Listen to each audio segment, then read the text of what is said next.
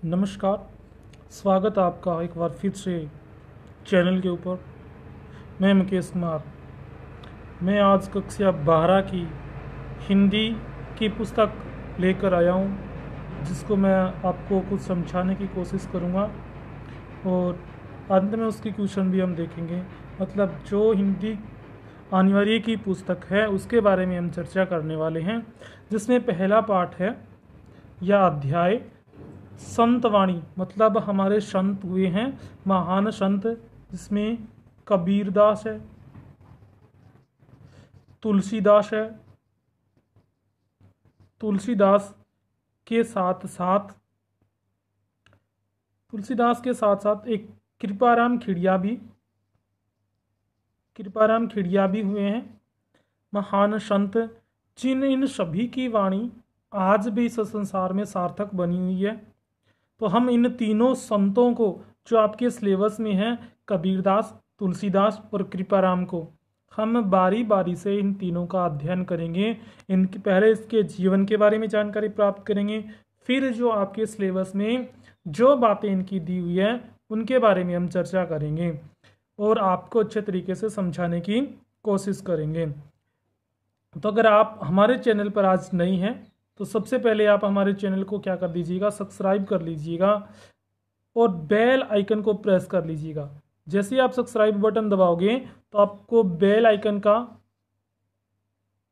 Issue दिखाई देगा, bell icon दिखाई देगा, जिसको आप क्लिक कर दीजिएगा, जिससे आपको प्रत्येक वीडियो का जो भी मैं अपने यूट्यूब चैनल पर डालूंगा उसका नोटिफिकेशन आपको तुरंत प्रभाव से मिल जाए और आप उस वीडियो के माध्यम से अपना अध्ययन जारी रख सकें।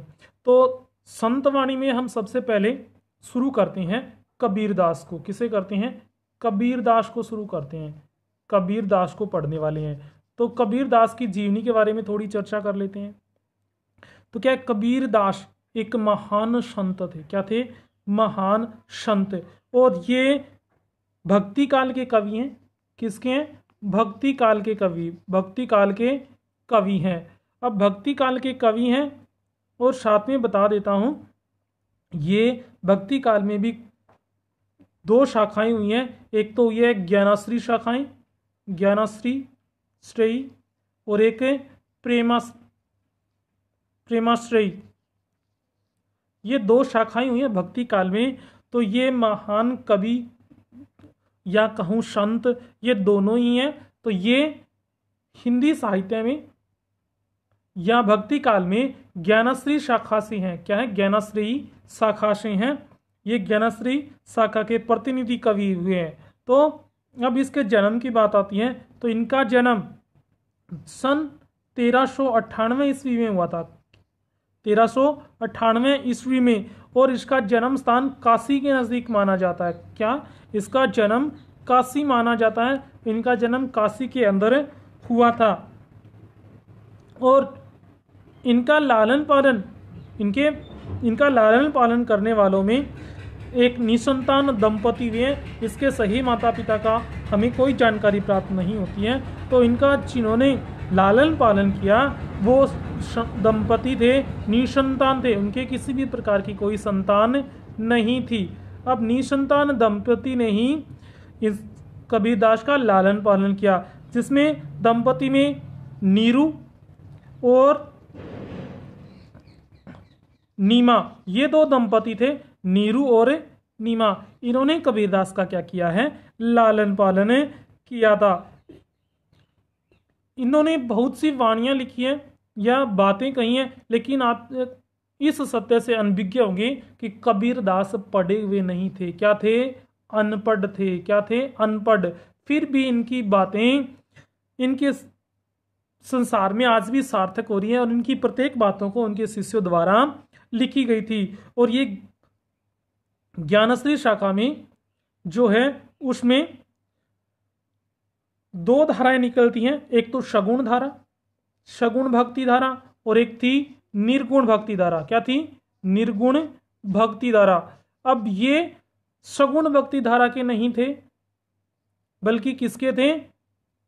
ये निर्गुण भक्ति धारा के संत थे, निर्गुण भक्ति धारा के कवि हैं। इन्होंने तत्काल मतलब तत्काल समय में, उस समय में अनेकों बुराइयां समाज में प्रचलित थी। जैसे बात करूं, छुआछूत है, छुआछूत छुआछूत है, अंधविश्वास है,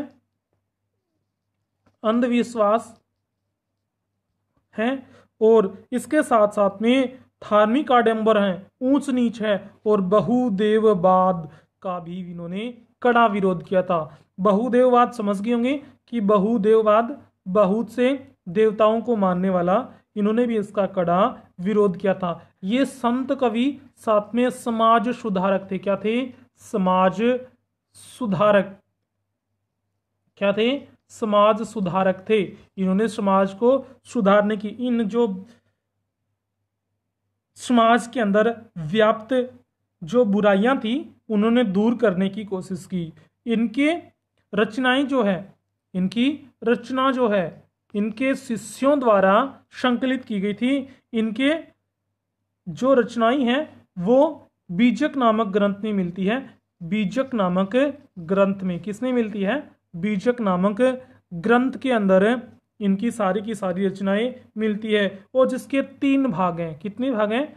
3 भाग, जिसमें 3 भागों में इसके संपूर्ण जीवन की जो बातें हैं या कहूँ जो ज्ञान है, इनके शिष्यों ने उन बीजक नामक ग्रंथ में संकलित किया था, जिसके 3 भाग इसके अंदर हैं। जिसमें पहला भाग है साखी, या जिसे अंग बोल दूं, क्या है? पहला भाग है साखी, दूसरा है शब्द, शब्द, और तीसरा है रमेनी।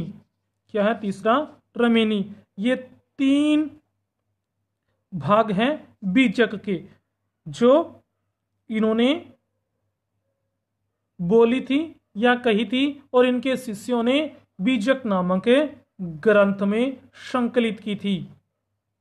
ठीक है, ये थी कबीरदास के मुख्य मुख्य जानकारियां। अगर इनकी भाषा की बात करूं तो इन्होंने सदुकड़ी भाषा का प्रयोग किया था। सदुकड़ी भाषा। क्या है? सदुकड़ी भाषा का प्रयोग किया था। दोबारा लिख देता हूं, समझ में आ जाएगा। सदुकड़ी, इन्होंने सदुकड़ी भाषा का प्रयोग किया था, और इन्हीं भाषा में इसका पूरा का पूरा कार्य संग्रहण लिखा हुआ है। ये ना जो कबीरदास से, ये संत काव्य परंपरा के अग्रणी स्थान में इनका नाम लिया जाता है। मतलब सबसे आगे रहने वाले, अगर किसी संत कवि की बात आती है तो कबीरदास का नाम सबसे पहले लिया जाता है। इतने प्रसिद्ध हुए हैं, और इनकी जो वाणी है या कहूँ शब्द हैं, साखी जो हैं, वो हर इंसान के मुख जवानी याद होने वाली है, और या इनका पूरी जो वाणी है वो जीवन को सार्थक में रखकर लिया गया है। अब इसका मृत्यु 1518 ईस्वी में हुई थी। क्या हुई थी? इसकी मृत्यु 1518 ईस्वी में काशी के नजदीक एक गांव है, वहां पर हुई थी इनकी मृत्यु। काशी के नजदीक एक छोटा सा गांव या कहूँ छोटा सा स्थान था, वहीं पर इसकी मृत्यु हुई। ये पूरे जीवन काल काशी में ही रहे, और इसके बाद मृत्यु के समय वो वहाँ चले गए थे, क्योंकि इनका मानना था कि वो जो गांव है वहाँ पूरे मृत्यु प्राप्त करने वाले को नरक मिलता है, और लेकिन काशी में मरने वाले को स्वर्ग मिलता है। तब उन्होंने ये बात कही थी कि मैं काशी में रहकर स्वर्ग जाऊंगा तो ईश्वर का मुझ पर क्या आभार रहेगा। मैं भगवान को तब मानूं सही रूप में जब वो उस स्थान से मुझे सीधा स्वर्ग ले जाए। तो इसीलिए वो अंत में वहां चले गए थे। चलो इसके बारे में थोड़ी और जानकारी ले लेते हैं जो आपके सिलेबस के अंदर है। क्या हिंदी साहित्य के ज्ञानश्री शाखा के प्रतिनिधि कवि, संत, भक्ति काल के महान समाज सुधारक थे। उन्होंने समाज में व्याप्त छुआछूत, धार्मिक आडंबर, ऊंच नीच, बहुदेववाद का कड़ा विरोध करते हैं, और आत्मवत सार्वभूतेषु के मूल्य को स्थापित किया। मतलब जो समाज में छुआछूतें थी और जो धार्मिक आडंबर थे कि यज्ञ करो, हवन करो, इस तरीके से मूर्ति पूजा करो तो आपको भगवान जल्दी मिलेंगे, लेकिन इन्होंने सब चीज़ों का विरोध किया और कहा कि आत्मवत सार्वभूतेषु, मतलब अगर आत्मा में है तो ही सब चीज़ है। आपके अंदर ही भगवान बैठा है, कहीं मंदिर मस्जिद या गुरुद्वारे में कहीं पर भी नहीं है। आप हर कण कण में भगवान है, मंदिर में जाने की या धार्मिक आडंबर करने की कोई आवश्यकता नहीं है। ये बात इन्होंने समझाई। और कबीर की प्रतिभा के अबाध गति व तेज था, उन्हें पहले समाज सुधारक और बाद में कवि कहा गया। मतलब मैंने कहा था कि इन्हें समाज सुधारक में अग्रणी और संत काव्य के अग्रणी कवि थे। इन्होंने समाज सुधारक के नाम से सबसे ज्यादा जाना जाता है। आचार्य हजारी प्रसाद द्विवेदी ने कबीर की वाणी को डिटेक्टर कहा है। कवि ने अपनी सपाट बयानी एवं तटस्थता से समाज सुधार के लिए जो उपदेश दिए हैं, उनका संकलन उनके शिष्य धर्मदास ने किया था। मतलब मैंने पहले ही बताया था कि ये कबीरदास अनपढ़ थे, पढ़े लिखे नहीं थे, और इनका संकलन इनके शिष्यों द्वारा किया गया था, जिसमें शिष्य हैं धर्मदास, जिन्होंने इसके सारे बातों का बीजक नामक ग्रंथ में संकलन किया था, इनकी रचनाओं का संकलन किया था, जिसके 3 अंग थे, साखी, शबद व रमेनी, 3 भाग थे। उनके अंदर धर्मदास ने कबीर की वाणी का या कबीर की बातों का उसके अंदर संकलन किया था। कबीर की रचनाओं का संकलन को बीजक कहा जाता है। बीजक के 3 भाग है। पहला साखी, शब्द व रमेनी। संत काव्य परंपरा में उनकी काव्य हिंदी साहित्य की अमूल्य निधि है। मतलब संत काव्य परंपरा के उनकी काव्य की जो महिमा है, अमूल्य है, उसका कोई मूल्य नहीं है। इतनी प्रसिद्ध और इतनी प्रभावशाली और हिंदी साहित्य में इतना बड़ा स्थान प्राप्त करने वाली अमूल्य निधि है कि जिसका हम मूल्य तय नहीं कर सकते। ऐसी वाणी कबीरदास की है। आपके पाठ्य पुस्तक में कुछ ना दोहे दिए गए हैं जो श्रेष्ठ मूल्य, जीवन मूल्य को अपनाने की प्रेरणा देते हैं और अपने जीवन की में त्याग की महत्ता बढ़ाते हैं। मतलब जीवन में हमें क्या त्याग करना चाहिए। मानव को हंस के हर क्षीण नीर क्षीण विवेक रखना चाहिए, अभिमान त्यागना चाहिए। साधु की पहचान हम किस तरीके से कर सकते हैं, उसके ज्ञान से होती है। ये बात कबीरदास ने कही है कि साधु तो बहुत मिल जाएंगे, लेकिन उसके अंदर ज्ञान किस तरीके का है, उस ज्ञान से हमें उस साधु की सही और तटस्थ रूप में जानकारी मिलती है और उसके बारे में हमें सही ज्ञान प्राप्त कर सकते हैं। और साथ में कबीरदास ने कहा कि हमारी संगति किस तरीके की है, क्या है हमारी संगति, हम संगति में ही रहेंगे। जिस संगति में रहते हैं उस संगति का प्रभाव हमारे जीवन पर पड़ता है। तो ये संगति का प्रभाव भी हमारे जीवन में पड़ा है। और किस तरीके का पड़ता है ये भी कबीरदास ने अपनी दोहों के माध्यम से या अपनी वाणी के माध्यम से समझाया है। दुराशा सर्पिणी के समान घातक होती है। मतलब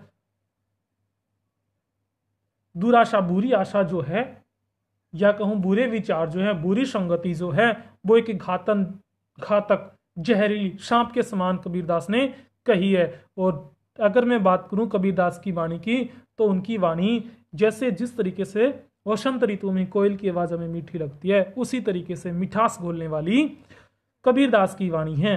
तो हमें ये थी कबीरदास के बारे में पूरी जानकारी। क्या थी? पूरी जानकारी। इसके दोहे हम पढ़ेंगे नेक्स्ट क्लास में। तब तक के लिए आपको थैंक यू, धन्यवाद। अगर आप मेरे चैनल पे नहीं है तो आपको मैं फिर एक बार से बोलना चाहूँगा कि चैनल को सब्सक्राइब कर दीजिएगा, वीडियो को लाइक कीजिएगा, शेयर कीजिएगा और कमेंट करके हमें बताइएगा कि कमेंट में लिखिएगा कि आपको ये वीडियो कैसा लगा या हमारी कोई कमी रही है तो भी हमें ज़रूर बताइएगा, जिसको हम दूर कर सकें और आपको अच्छे तरीके से समझा सकें। सो एक बार फिर से आपका थैंक यू, धन्यवाद, बाय बाय।